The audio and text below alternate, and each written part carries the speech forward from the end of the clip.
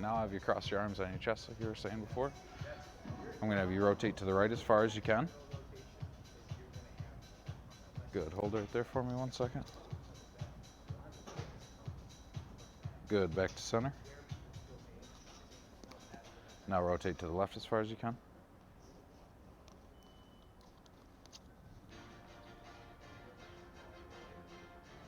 Good, now have you relax. So, one thing, you were falling between, is that a little tight in there for you? Yeah. Okay, so one thing with you, neck rotation was very good. You were around 55 to 60 degrees both sides. Trunk rotation was rather limited, okay? So you were about 35 to 40 degrees, where I want to get you up to about 70 degrees every single time. So one thing with trunk rotation, like I said, it starts with the spinal erectors. The first portion of trunk rotation are those spinal erectors, okay? After that, your lat starts to grab.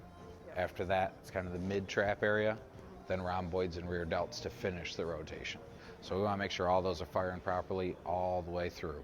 So that'll help increase trunk rotation, which is obviously a huge portion of the golf game, Yes, right? Exactly. So those are main focus with you.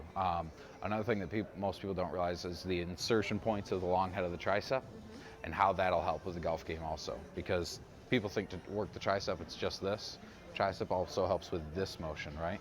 Which is you're pulling, you're adducting in this direction, right? So that long head of the tricep, along with working the posterior chain, is going to really make a huge difference with you.